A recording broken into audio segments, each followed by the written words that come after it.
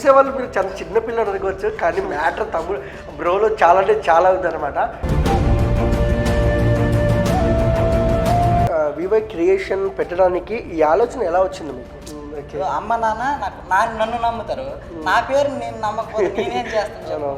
ఆ జీవి లాగా నేనే దేవుని అంతే.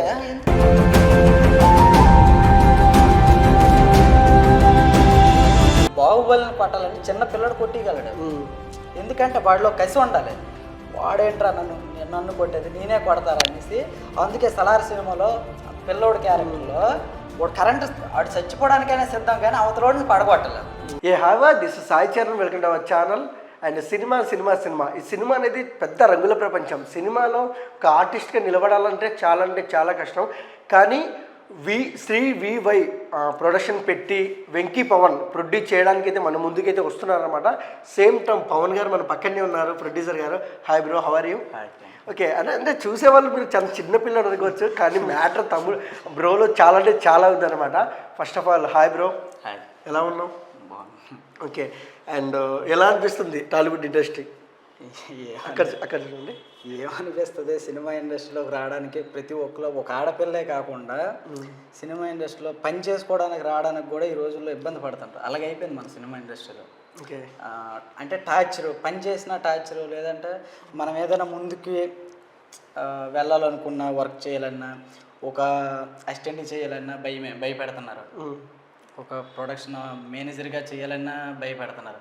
మేనేజర్ ద్వారా అసిస్టెంట్ చేయాలన్నా భయపడుతున్నారు. నువ్వు ఎన్నాళ్ళు అవుతుందిరా ఇండస్ట్రీకి వచ్చి, నువ్వేం చేయగలవు, నువ్వేం చేస్తావు, లేకపోతే లైక్ దట్ వేరేగా మనల్ని మాట్లాడించి మనల్ని భయపెట్టడానికే మ్యాక్సిమం 99% మన సినిమా ఇండస్ట్రీలో, తెలుగు ఫిల్మ్ ఇండస్ట్రీలో చూస్తున్నారు. ఓకే. అండ్ ఎలా స్టార్ట్ అయింది వెంకీ పవన్ జర్నీ? ఎలా స్టార్ట్ అయింది ఇండస్ట్రీలో? వెంకీ పవన్ కాదు, వెంకీ పవర్. వెంకీ పవరా? వెంకీ పవర్ స్టార్లా పవర్. నేను సినిమా ఇండస్ట్రీకి వచ్చేటప్పుడు అంటే నేను ఇంటికాడ చెప్పకుండా ఇదే వెలివేషన్ ఉంటుంది ప్రతి ఒక్కరికి. హైదరాబాద్కి కానీ చెన్నైలో కానీ దిగాలంటే ఒక ఆర్టిస్ట్ని ఎంచుకొని ఇండస్ట్రీకి వస్తాం మనం. ఇప్పుడు ఏంటి, మనం ఒక గోల్ అనుకుని వచ్చి కష్టపడి దాన్ని మనం అప్గ్రేడ్ చేసుకొని పైకి వెళ్ళాలని ఒక నమ్మకం మీద నా బ్యానర్ శ్రీ వివై క్రియేషన్స్ అని ఓపెన్ చేశాను. Okay. And first of all VY creation పెట్టడానికి ఈ ఆలోచన ఎలా వచ్చింది మీకు? నాకు ఆలోచన అంటే కొంతమంది ఏంటి శ్రీ వెంకటేశ్వర క్రియేషన్స్, శ్రీ లక్ష్మీదేవి క్రియేషన్స్, ఇవన్నీ ఎలా ఉంటాయంటే దేవుడికి భరోసా అయ్యి మనం సినిమా బ్యానర్ ఓపెన్ చేసి, ఆఫీస్ ఓపెన్ చేసి గట్రా చేస్తారు. నేను ఇన్క్లూడింగ్ ఏంటంటే రామ్ గోపాల్ సార్ లాగా నేను ఆయన్ని నమ్ముతాను ఎక్కువ. ఆయనలాగా ఏం చేస్తానంటే నా పేరు మీద బయట ఇంట్రొడ్యూస్ చేసుకుంటున్నాం. అమ్మ నాన్న నన్ను నమ్ముతారు, నా పేరు నేను నమ్మకపోతే నేనేం చేస్తాను? నీకు అర్థమైంది. ఆ జీవి లాగా నేనే దేవుని. అంతే. ఎందుకంటే నేను తిరుపతి వెళ్తాను, విజయవాడ వెళ్తాను, అది పక్కన పెడితే, కాశీ వెళ్తాను, అవన్నీ పక్కన పెడితే, దేవుడు మాత్రం మనకు ఒక అప్రోచ్ ఇస్తాడు. ఆయన ఏమంటాడంటే నీకు నువ్వు నమ్ముకొని, నీకు నువ్వు స్నేహాలు కానీ ఏదైనా, ఇప్పుడు నీతో నేను స్నేహం చేయాలనుకో, అన్నయ్య నీతో నేను స్నేహం చేయాలంటే అవదు కదా, నువ్వు ఒప్పుకోవు. మన మూవీలుగా లైక్ దట్ మనం ఎలాగంటే మనం స్కూల్లో చదివేటప్పుడు, హై స్కూల్లో చదివేటప్పుడు అలాగా పక్కన కూర్చొని అలాగా రోజు వస్తాం. మనం 365 days రోజు వస్తాం డైలీ. అలాగే మనం ఫ్రెండ్లీగా అయిపోతాం. అలాగే సినిమా ఇండస్ట్రీలో కూడా క్లోజ్మెంట్ పెరుగుతుంటే మన సినిమాలు కూడా అప్రోచ్ ఉంటాయి, మనకు లైఫ్ ఉంటుంది. Okay. And first of all అంటే ప్రొడ్యూసర్గా మీరు ఇండస్ట్రీలో అడుగు పెట్టాక ఏంటి ఎలాంటి ఫేస్ చేశారు, అసలు ఎలాంటి ప్రాబ్లం ఫేస్ చేశారు, ఎలా జరిగింది అసలు? అది పెద్ద అసలు స్టోరీ అన్నగారు. సింగిల్ టేక్లో చెప్పేస్తా. దీని సినిమా అది నేను మొన్న కన్నడ సినిమా అనేది ఒకటి చేశాను. ఆయన జాగ్వార్ సినిమా ప్రొడ్యూసర్ చేశారు. లేదు అంటే వాళ్ళు ప్రొడ్యూసర్స్, నన్ను మేనేజర్, హీరో నా friend Kannada hero Puneeth Rajkumar sir దగ్గర చేసేవారు. ఆయన హీరోగా చేస్తున్నాడు. ఆయన నాకు బెస్ట్ ఫ్రెండ్. నువ్వు ఫారెన్ షెడ్యూల్కి రావాలి వెంకీ, ఏదైనా నీ వల్ల నాకు హెల్ప్ జరుగుతుంది, మంచోడివి అనేసి నన్ను రమ్మన్నాడు. అమెరికా వెళ్ళాము, షూటింగ్ చేసాము, దగ్గర 17 days చేసాం. 17 days చేసి వచ్చిన తర్వాత రాంబాబు గారికి అప్రోచ్ అయ్యాను నేను. రాంబాబు గారికి అప్రోచ్ అయ్యి అన్నయ్య మనం ఇలా చేద్దాం అన్నయ్య, సినిమా చేద్దాం, కానీ నువ్వు ఎప్పటి నుండో పాపం డైరెక్షన్ అని బాధపడతాడు.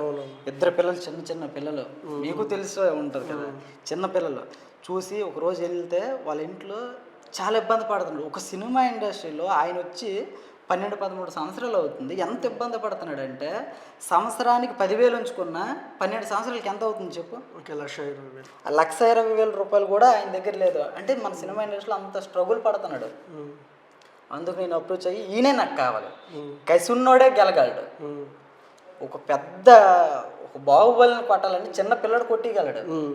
ఎందుకంటే వాడిలో కసి ఉండాలి. వాడేంట్రా నన్ను కొట్టేది, నేనే కొడతారనేసి. అందుకే సలార్ సినిమాలో పిల్లోడి క్యారెక్టర్లో వాడు కరెంటు వాడు చచ్చిపోవడానికైనా సిద్ధం, కానీ అవతలోడిని పడగొట్టలేదు. అది ఎప్పుడైనా అదే గొప్పతనం. అందుకు నాకు రాంబాబు అంటే అసలు ఐ లవ్ రాంబాబు. ఈయన కన్నా ఇంకొక ఆయన ఉన్నాడు, నజీర్ అనేసి. ఆయన ఒక జాబ్ చేస్తూ ఆయన ఎంత గొప్పోడు అంటానే, నన్ను ప్రోత్సహించి వెంకి నువ్వు చేయగలవు, ఏదైనా నువ్వు చేయగలవు, ఒక ఆర్టిస్ట్ని అంటే తేగలవు, ఒక ఆర్టిస్ట్ని తెచ్చి కథ చెప్పించి ఆయన్ని ఒప్పించి. ఎందుకు అంటే నేను ఎన్ని సంవత్సరాలుగా పనిచేశాను, నువ్వు ఇది కూడా చేయకపోతే అవతల వాళ్ళు నమ్మరు కదా. ఒక ఆర్టిస్ట్ని తెచ్చి సార్ ఇది ఇది ఇది ఆ ఆర్టిస్టే మా సప్తగిరి అన్న. సప్తగిరి గారు, సప్తగిరి అన్న, ఐ లవ్ సప్తగిరి అన్న. ఎందుకంటే నాకు సినిమా ఇండస్ట్రీలో అందరూ నాకు 90%, 100%లో 90% క్లోజ్ అయితే సప్తగిరి అన్న నాకు అసలు బాగా క్లోజ్. ఓకే. సప్తగిరి అన్న అంటే ఆయన విధానము, నాకు కలిసే విధానము, నాతో ఫోన్లో మాట్లాడే విధానము ప్రతి ఒక్కటి బాగుంటుంది. తమ్ముడు చెప్పు తమ్ముడు, ఇది గైడెన్స్ ఇస్తాడు నాతోనే. అంటే ఇంకొక ఆర్టిస్ట్ దగ్గరికి అప్రోచ్ అయితే ఎలాగంటారు తెలుసా, డబ్బులు తీసుకొని మరి మన దగ్గర డబ్బులు పెట్టినా, డబ్బులు అడ్వాన్స్ ఇచ్చినా నాతోనే సినిమా చేయాలి, కంటిన్యూ కూడా నాతోనే ఉండాలి అనేసి అంటారు ప్రతి ఒక్కరు. ఎందుకంటే డబ్బుతో అప్రోచ్ అయ్యింది కదా ప్రతి ఒక్కటే. అందుకు ఏంటంటే సప్తగిరి అన్న మాత్రం అలా కాదు. ఏమన్నాడు తెలుసు, ఫస్ట్ నువ్వు నా మనిషివి, నా దగ్గర పనిచేసి నా దగ్గరికే ప్రొడ్యూసర్గా వచ్చావు, ఇది మామూలు విషయం కాదు, నన్ను బాగా ప్రోత్సహించి బాగా నీట్గా చాలా బాగా చూసుకోండి, ఒక దగ్గర మన దసపల్లి హోటల్లో కూర్చొని భోజనం చేసి తమ్ముడు చేద్దామంటే, అన్నగారు నీతోనే నేను సినిమా చేస్తాను, మీ దగ్గర నుండే ఇండస్ట్రీ వదిలేసి వెళ్ళిపోయాను అదే రోజు, మళ్ళీ మీ దగ్గరికి వచ్చి నేను సినిమా చేస్తాను, మీతోనే చేస్తాను అని రాంబాబు కథ చెప్పాడు. అసలు అనకూడదు కానీ అంటే చాలామంది కథలు చెప్పింటారు కదా, రాంబాబు గారి కథలు ఎందుకు నచ్చింది మీకు? రాంబాబు కథ ఏంటంటే ఆయన కథ గురించి నేను కథ కూడా చెప్తాను తర్వాత నెక్స్ట్ మన ఆఫీస్లో కూర్చునేటప్పుడు. బట్ ఏంటంటే ఆయనలో ఉన్న పటోత్వం మామూలు కథ కాదు, అది సినిమా ఇండస్ట్రీలో బ్రేక్ చేసే కథ అది. నా చిన్న బడ్జెట్లో ఒక 7-8 crores బడ్జెట్లో అసలు మామూలుగా ఉండదు సినిమా. మీరు చూస్తారుగా, మీరు మనతోనే కంటిన్యూగా ఉండే మనిషి కాబట్టి సినిమా అసలు నీకు ఆల్రెడీ మనం చెప్పాక చూసావు కూడా మా ఇద్దరి దగ్గర. అలాగే సినిమా కథ మాత్రం చాలా అద్భుతం అన్నగారు. ఓకే. అండ్ ఇంకొక విషయానికి వస్తే, ఇన్నాళ్ళలో మీ ఇండస్ట్రీ జర్నీలో ఏ రోజైనా కంట తడి పెట్టుకున్న రోజు ఉందా? ఉన్నాయి. నేను 300 మందికి 250 మందికి ప్లేట్లు తోమి వాళ్ళకి టీలు ఇచ్చి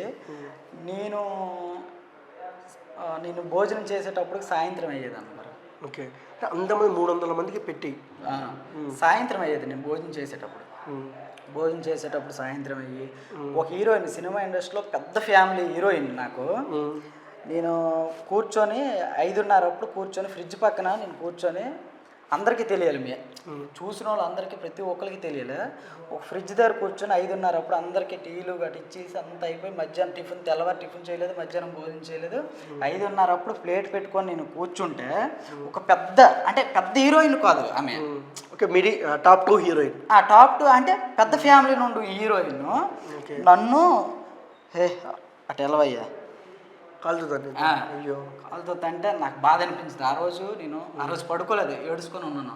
సరేరా ఏం చేస్తాము, ఇక మనం నా ఆఫీస్కే రప్పిస్తాను నేను. అలాగని నాకు వాళ్ళ మీద కోపము ద్వేషం ఏం లేదు, కానీ వాళ్ళ వల్ల నేనేమన్నా ప్రొడ్యూసర్గా మారి రాలేదు.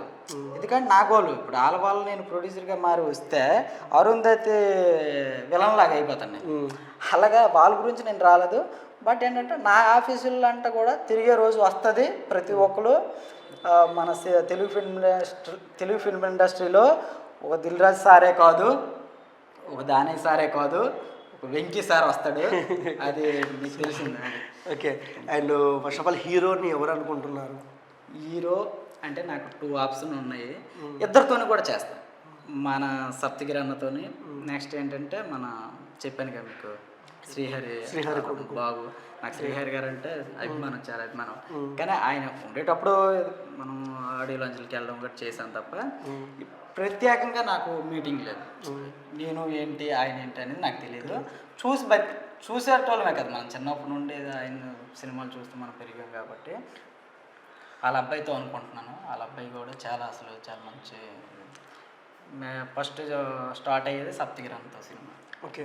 అండ్ ఇంకొక విషయానికి వస్తే సేమ్ టైం ఏ ఇండస్ట్రీలో ఉన్న స్ట్రగుల్స్ ఫేస్ చేయని సినిమా కాదు. ఈ కథని పట్టుకొని, ఈ సినిమాని పట్టుకొని మీరు ఎలాంటి ఇబ్బందులు పడుతున్నారు? నేను చాలా అంటే ఇబ్బందులు అంటే ప్రతి ఇబ్బందులు ఉన్నాయి బ్రదర్. కానీ ఏం చేస్తాం అంటే ఇంకా ఏడ్చి ఇక కళ్ళు అంటే కంటతడి రావట్లేదు తప్ప లోపల ఎంత బాధగా ఉందో. ఈరోజు ఇప్పుడు మీకు చెప్పాను ఇందాక ఎంత బాధగా ఉందంటే ప్రతి ఒక్కరు ఎవరికి నమ్ముకుంటూ వాళ్ళే నా దగ్గర కథ ఉంది అంటున్నాడు. ఒక ప్రొడక్షన్ చీఫ్ దగ్గరికి వెళ్ళి మా సినిమాకి చీఫ్గా చేయరా అంటే వాడేమంటున్నాడు తెలుసా, నా దగ్గర కథ ఉంది చేస్తావా అంటే సరే ఓకే అయిపోయింది. ఒక మేకప్ మ్యాన్ దగ్గరికి వెళ్ళి నా సినిమాకి నువ్వు మేకప్ మ్యాన్గా చేయాలి, మనం జర్నీ ఎక్కువ చేసాం కదా, ఒక ఫ్రెండ్లీగా చేద్దామనేసి అనుకుంటే వాడేమన్నాడంటే నా దగ్గర కూడా ఒక కథ ఉంది, గొద్దు పగిలిపోయే కథ అంటున్నాడు.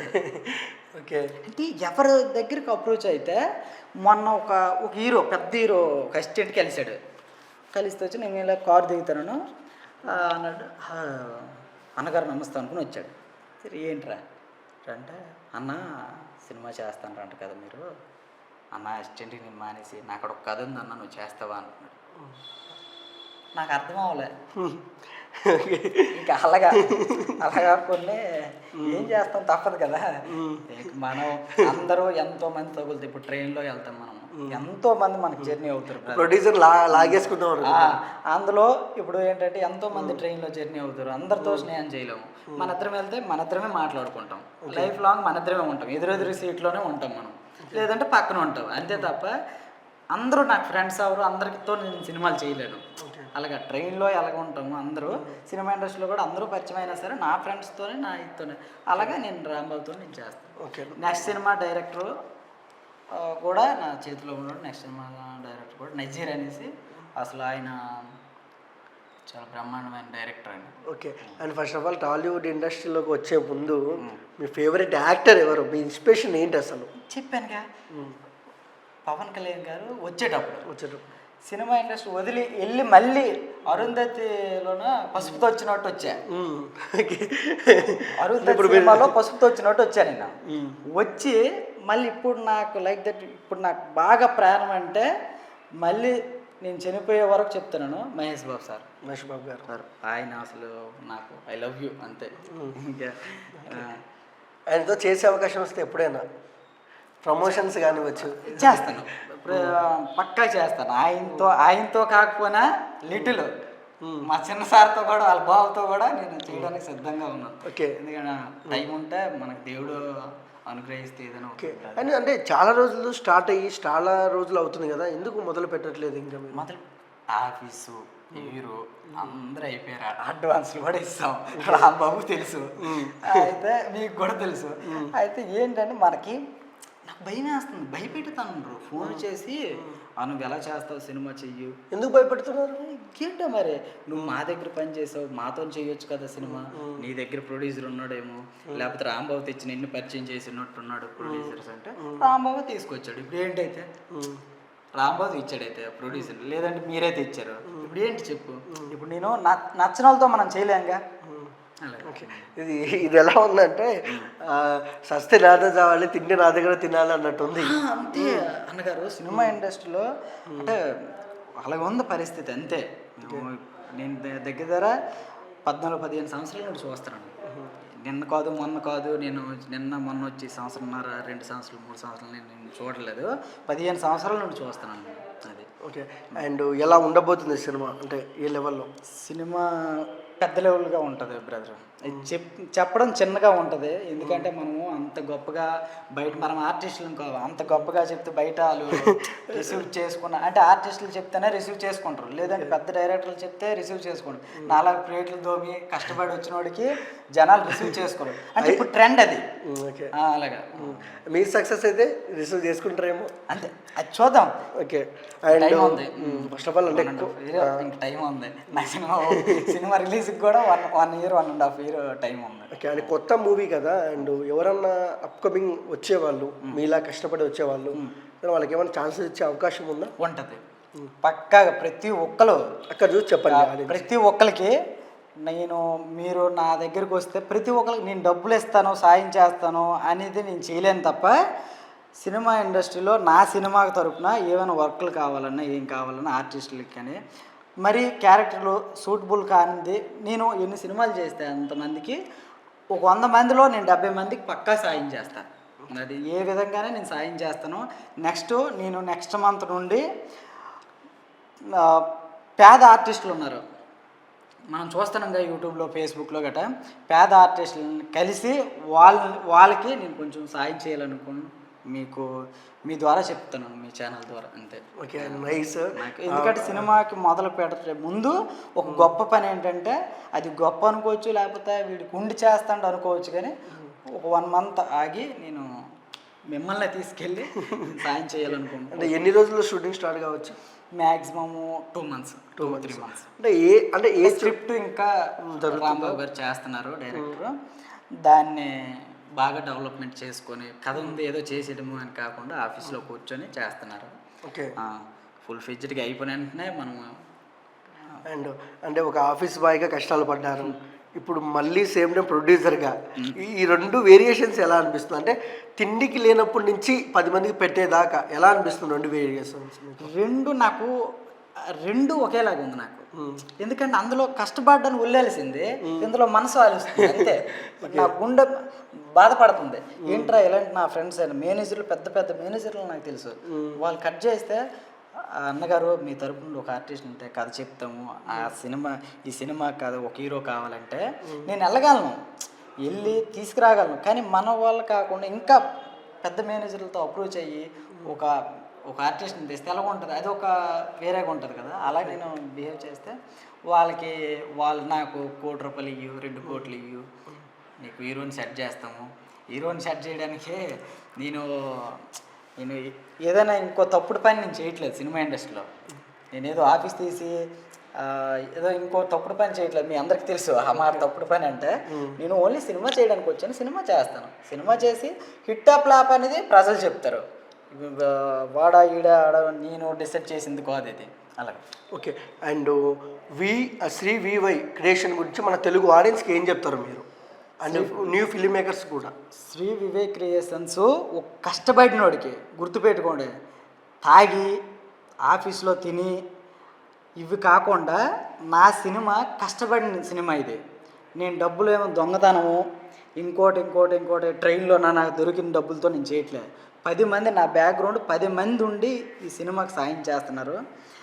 నేను కష్టపడి చేస్తున్నాను కాబట్టి ప్రతి ఒక్కరికి కష్టం ఒకటే సినిమా హిట్ అవుతుంది అనుకోకూడదు, లేదు అంటే పెద్ద ఆర్టిస్ట్ వచ్చి పెద్ద హీరో వచ్చి క్లాప్ కొడితే సినిమా హిట్ అయిపోద్ది అనుకోకూడదు. మన సినిమాలో దమ్ము ఉంటే ఎవడో మనల్ని ఆపలేడు అన్న. పెళ్లి చూపులు స్టార్ట్ అన్న, నువ్వు చూసుకో అన్న సినిమా. పెళ్లి చూపులు అసలు ఎక్స్పెక్ట్ చేశారు ఎవరు? చాలా చిన్న సినిమా అసలు ఆర్టిస్టులు కూడా ఎవరికి తెలియదు. అలాంటి సినిమాలు మా సప్తగిరి ఎక్స్ప్రెస్ సినిమా ఉంది, టేబుల్ ప్రాపర్టీ 20 కోట్లు అన్న. టేబుల్ ప్రాపర్టీ ఇలా కూర్చొని 20 కోట్లు. సప్తగిరానికి ఇప్పుడు మార్కెట్ లేదనేసి బయట టాక్. సప్తగిరి అన్నది సినిమా సరైంది తగిలితే 20 కోట్లు ప్లస్ సినిమా. 20 కోట్ల బడ్జెట్ టేబుల్ ప్రాపర్టీ. నేను చూసా, ఆ డబ్బులు కూడా నేను తీసి రూమ్లో పెట్టా. అది నేను అలాగా చాలా పెద్ద సినిమాలు చేశాను బ్రదర్, చాలా పెద్ద సినిమాలు చేశాను. అలాగనేసి ఎవరో నాకు సాయం చేస్తారనేసి ఎక్స్పెక్ట్ చేశాను. బట్ సాయం అంటే బ్రదరు ఏం లేదు బ్రదరు, ఒక ఆఫీస్ చూడండి రా అని ఫోన్ చేస్తాం మనం. ఆఫీస్లో కమిషన్ మధురా నగర్లో ఆఫీస్ చూడండి అంటే 40,000 ఓనర్తో మాట్లాడా. ఫస్ట్ నేను మాట్లాడా, ఈ లెక్క ఎలా ఉంటుందని నేను ఫోన్ చేయించా. సినిమా ఇండస్ట్రీ కూడా మనకు తెలియదా అని మళ్ళీ ఫోన్ చేయిస్తా. 75,000 అట వెంకీ సార్, మీరు చూడండి వెంకీ గారు అని. అమ్మ నా కూడా మీరు సరేరా ఓకే ఇంకా అలాగా ఇక తప్పదుగా ఇంకేంటన్నా. ఓకే, అండ్ చూసారా ఫ్రెండ్స్, వివై ప్రొడక్షన్స్ క్రియేషన్స్. ఈ క్రియేషన్స్ అయితే క్రియేటివిటీగా అయితే చేస్తారని అయితే నాకు అర్థమైంది వెంకీ పవర్ని చూసి. వెంకీతో మాట్లాడేటప్పుడు అసలు నేను ఏం మాట్లాడాలో అర్థం కాకుండా అంత కాన్ఫిడెంట్గా ఉన్నాడు ప్రొడ్యూసర్ గారు. సేమ్ టైం వెంకీ పవర్ మంచి పవర్ స్టార్ లాగా మంచిగా ప్రొడ్యూసర్ అయ్యి మన తెలుగు ఇండస్ట్రీలో అప్కమింగ్ వాళ్ళకి ఛాన్సులు ఇచ్చి న్యూ ఫిల్మ్ మేకర్స్ని సపోర్ట్ చేస్తూ ఈయన కూడా పై స్థాయికి ఎదగాలంటే నేను మనస్ఫూర్తిగా కోరుకుంటున్నా. And all the best bro. ఇక పక్క మీరు పెద్ద ప్రొడ్యూసర్ అవుతారు. సేమ్ టైం ఈ నెల అంటే ఈ ఇయర్ ఈ నెల, నెక్స్ట్ ఇయర్ ఈ నెల ఇదే తేదీ అంతే ఒక రేంజ్లో ఉండాలి మీరు అసలు. అంటే నేను నా రేంజ్ పక్కన పెడితే నేను నడుచుకుంటేనే వెళ్ళిపోతాను, కానీ సినిమా ఒక రేంజ్లో పెడతాను నేను పక్కగా. నేను నడుచుకుంటేనే వెళ్ళిపోతాను తప్ప ఆటోలోనే వెళ్ళిపోతాను, నాకేం పెద్ద సమస్య ఏం కాదు. కానీ సినిమాను ఒక రేంజ్లో ఉంచుతాను. ఓకే అట్లే రేంజ్లో మీరు ఉంచాలి, మీరు ఉండాలి మనస్ఫూర్తిగా కోరుకుంటాం. చూస్తారు కదా ఫ్రెండ్స్, వెంకీ పవర్ బయోగ్రఫీ చాలా అంటే చాలా చక్కగా మాట్లాడారు. సేమ్ టైం వెంకీ పవర్ని ప్రతి ఒక్కరు సపోర్ట్ చేయాలి నేనైతే మనస్ఫూర్తిగా కోరుకుంటున్నా. మరి కొద్ది రోజుల్లో ఫస్ట్ లుక్ షూటింగ్ స్టార్ట్ అవుతుంది అండ్ టీజర్లు ట్రైలర్లు వచ్చినప్పుడు వెంకీ పవర్ని ప్రతి ఒక్కరు ఆదరించాలని మనస్ఫూర్తిగా కోరుకుంటూ please like, share, comment, subscribe. Thank you for watching.